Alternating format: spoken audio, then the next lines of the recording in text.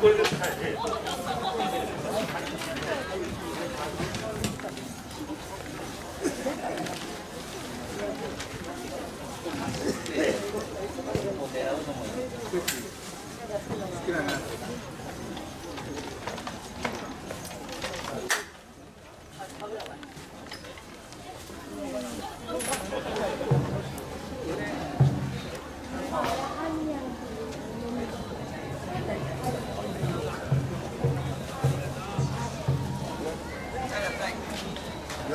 焼いただけ。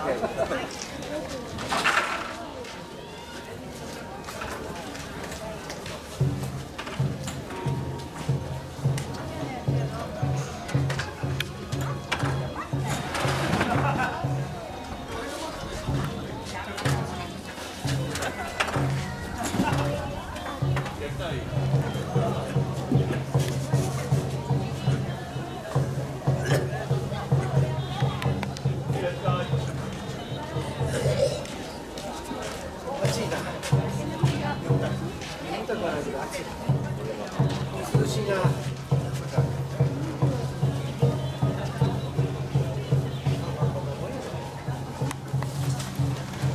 時間になりましたので、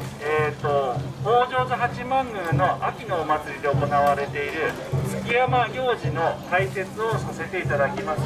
今日は射水市の清水博物館の私松山と申します。今日解説をさせていただきますのでよろしくお願いいたします。まず、このお祭りが行われております八幡宮のことをご紹介いたします。こちらの方に、この八幡の建物後ろが、富山湾になるわけでございますけれども、こちらの北条図八幡宮はこの富山湾に面しました港町北条図新港地域の、土地全体を守る総社として、お祭りされている神社でございます。神様は海の守り神とされております八幡狼という神様が祀られています。でこちらの八幡の神様をお祭りする秋のお祭りとして、行われておりますのがこの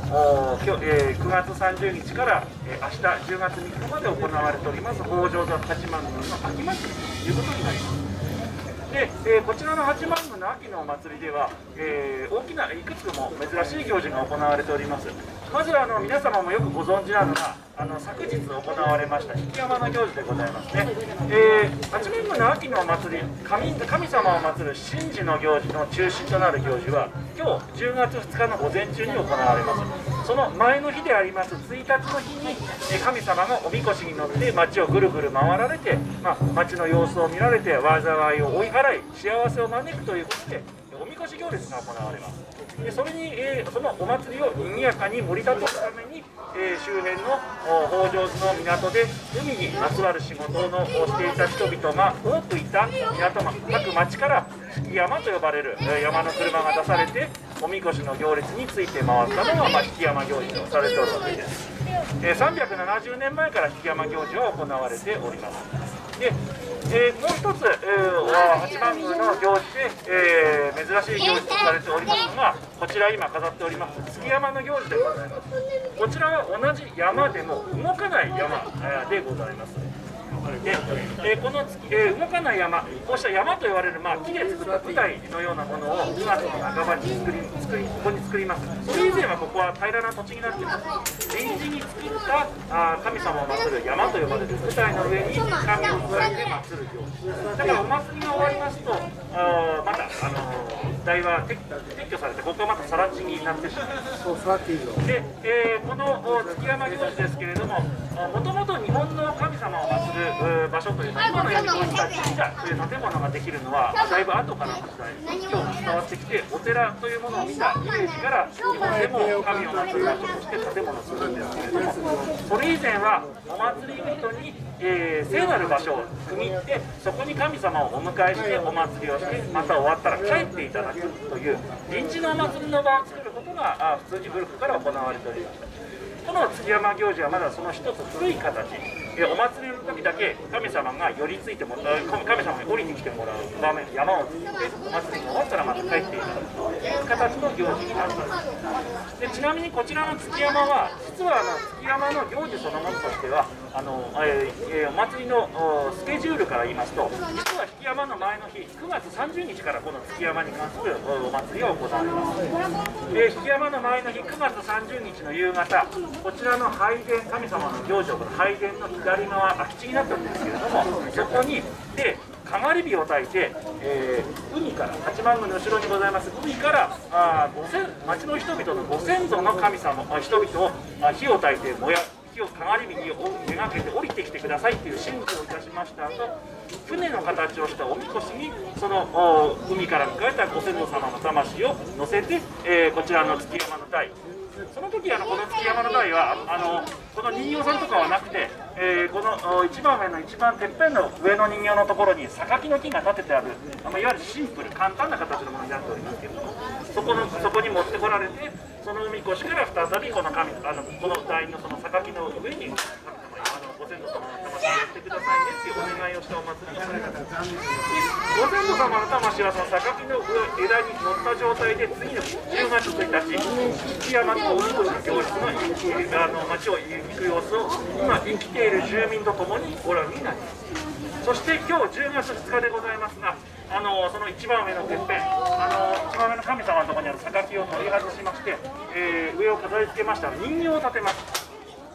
今一番真ん中の上に屋根の飾りをした形の上に立っております神様を乳番神とか御馬と申しまして、築山の中における一番偉い神様で、その周り甲冑をつけた東朝天皇、広目天皇、多聞天皇、地獄天皇とこの天皇と書いた旗を立ててある神様、この神様は仏教の世界で、世界の中心にある須弥山という山の東西南北を守るとされております四天王という神様になります。でこの人形を立てます。でこの真ん中の神様、乳母神とか御馬場と呼ばれている神様と四天王の神様の人形は、これは毎年同じものを立てる習わしになっています。で北条の場合とこの築山の場合もう一つ特徴的なのが、この真ん中にこのマロードとか飾り人形って呼ばれている、特別な人形を毎年、作り変えて立てる、これが一つこちらの特徴になっております。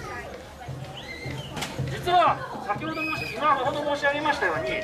神社に仏教の行事が入り込んでます。臨時の舞台を作った臨時の舞台は神様が山を作って神を迎えるというのが古い日本の神様の祭りなんです。そこに、仏教の行事、信仰がこの辺りに広がってまいりますと、仏教の考え方が混じって、仏教の東西南北を守る神様が混じってくるとか付け加えられていくという形になります。そもそも日本の神様って姿形が見えないので、神様に形が与えられるっていうのはやはり仏教で仏様の絵とか像とかが祀られるようになった結果、こういった形として現れてくるわけでございます。それがだいぶ江戸時代の終わりぐらい、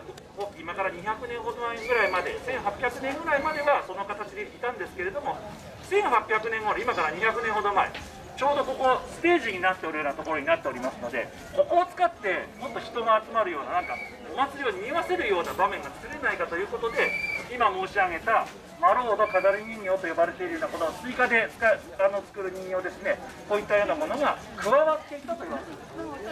ます。ちなみにここの人形は歴史物語が現れる有名な人物を人形にして、飾り付ける、毎年物語を変えて作り変えるそういうことになっておりますけれども、江戸時代の終わりは諸越合戦、中国の戦の様子のありさまを元にした人形が飾ってあったそうです。中国の偉い有名な人の人形を飾るというのは、北条の引山の上に祀られる王様人形も同じような中国の有名人を人形にして祀っている場合もございますので、そうした江戸時代古代中国の有名人物に憧れを持つという文化が非常に盛んだったんですけれども、そうしたような文化、町人の文化がここに、宗教の神仏を祀る場であったところに町人の文化が入り込んできたということが、200年前入り込んできたようでございます。現在は明治以降、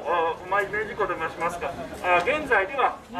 この飾り人形、マロード飾り人形につきましては、地元の歴史ゆかりの人物を取り上げるという習わしに今変わってなってきておりまして、今年は、こちらの方の看板にも書いて短冊にも書いてございますが、室町幕府10代将軍足利義輝が神保長信、この戦犯が神保長信に北条図上に将軍家の旗を立てさせたという一場面を立てております。実はこの北条図というところ、この北条図という地名は、今ちょうどNHK の大河ドラマで紹介されております鎌倉殿の13人、鎌倉時代から使われた地名でございます。で、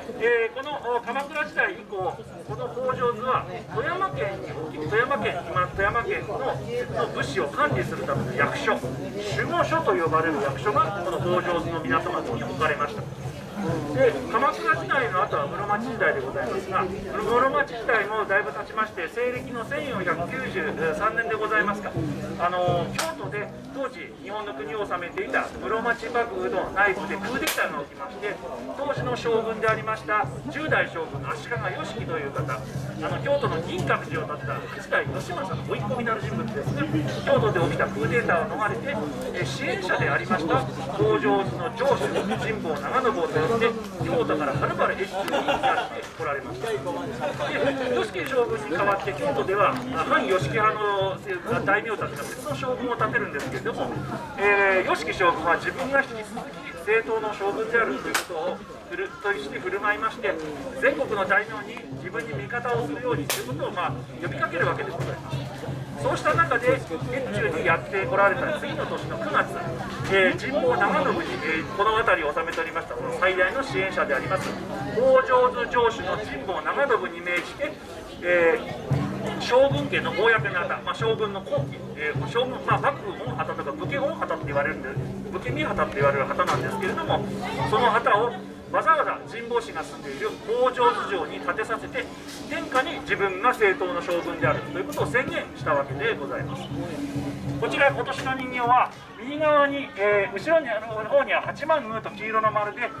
黒い二つ引き両という、これが足利将軍の紋所なんですけども、この旗、将軍家の御旗を立てさせて、それをに扇を扇でそれを指さしている足利義輝、そしてそれを仰ぎ見る神保長信の姿という形で、2つの人形で今年はその場面を表現されました。ちなみに足利義輝の後ろにかけてあります武家見旗でございますけれども、これは義輝将軍が北条図に来る3年前、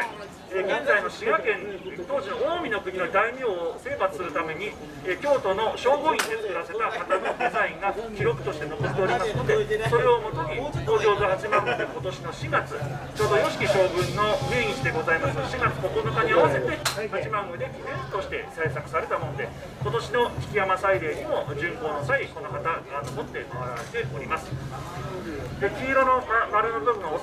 に八幡宮という文字、室町から八幡大菩薩と書かれている部分がさようでございますが、こちらの八幡宮のものはこちらの八幡の境内の大通り、入り口大通りの上にかけてあります幕末の公卿近衛忠広公が書かれた八幡宮の文字をそのまま写されております。下の黒い2つの線は2つ引き両と申しまして、これが足利家代々の家紋ということになります。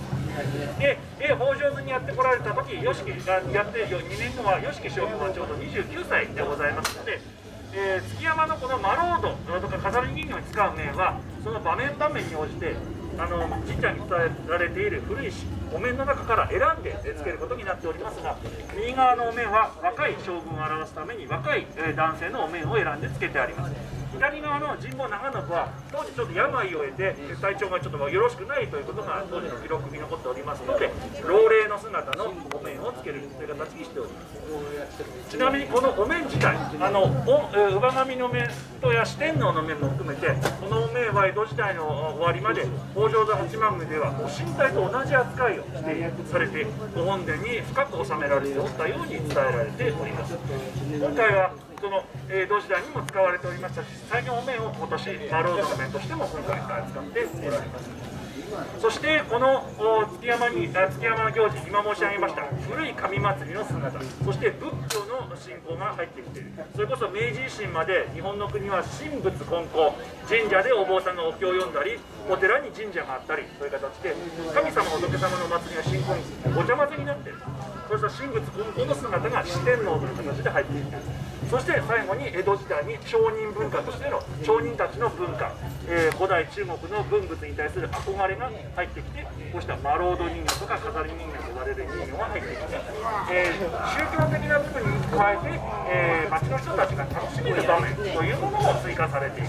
というような3つの段階を経て今に守り受け継がれております。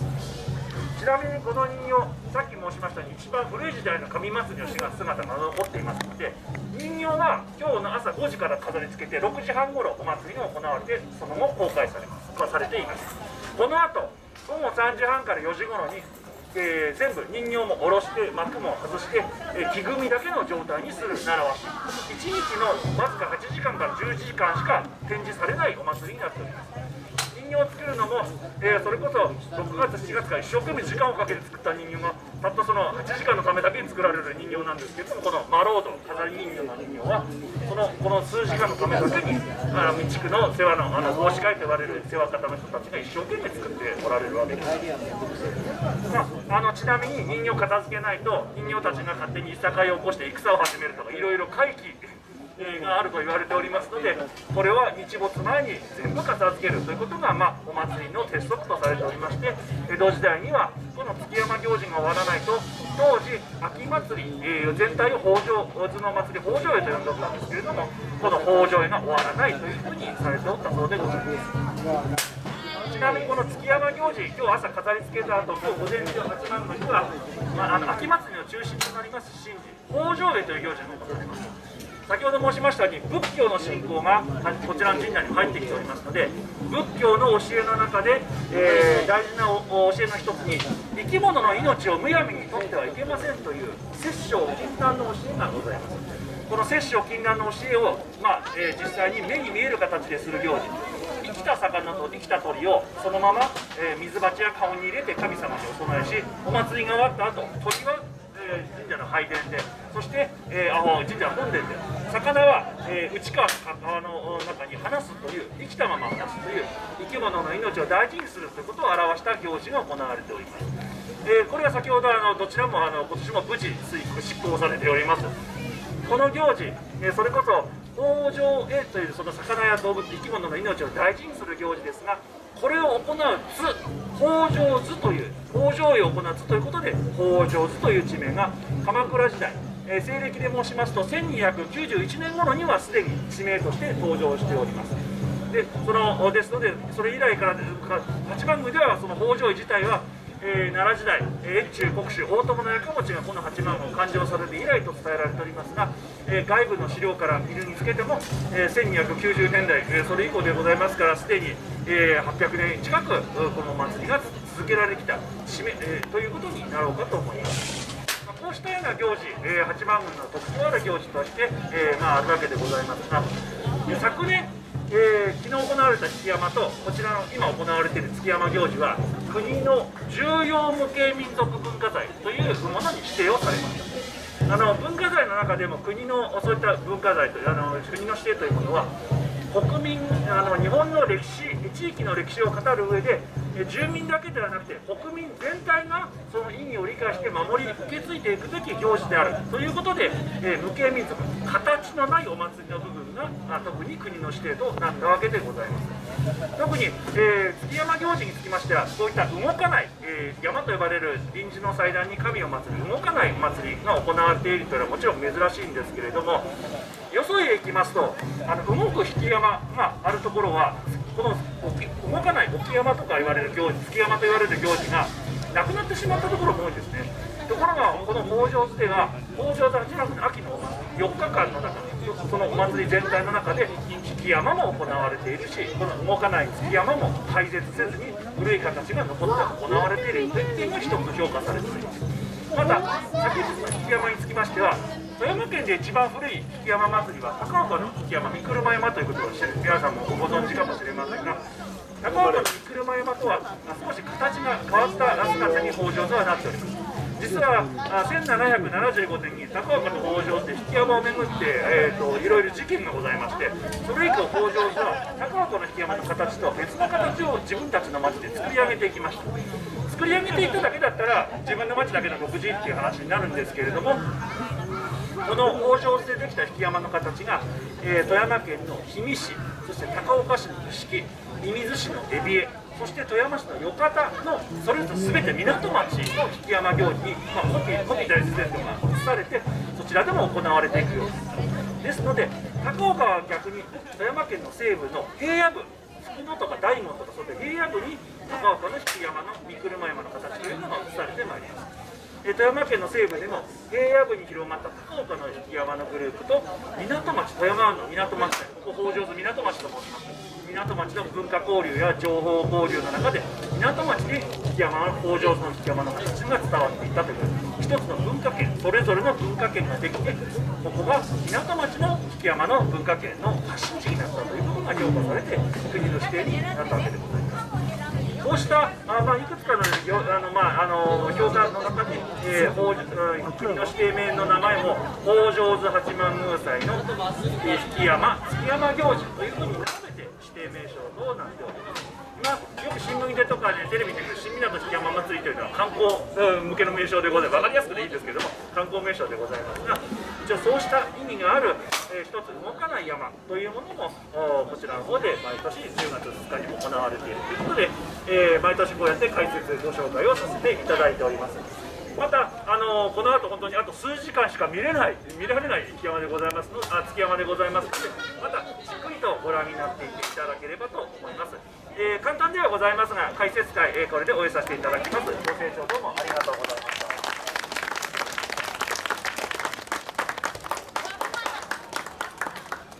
また間近に寄っていただいて見上げていただければと思います。見上げて楽しめるというのは北条の引山も月山もそうですが、見上げて楽しむものになっておりますので、近くにいてまた見上げてきてください。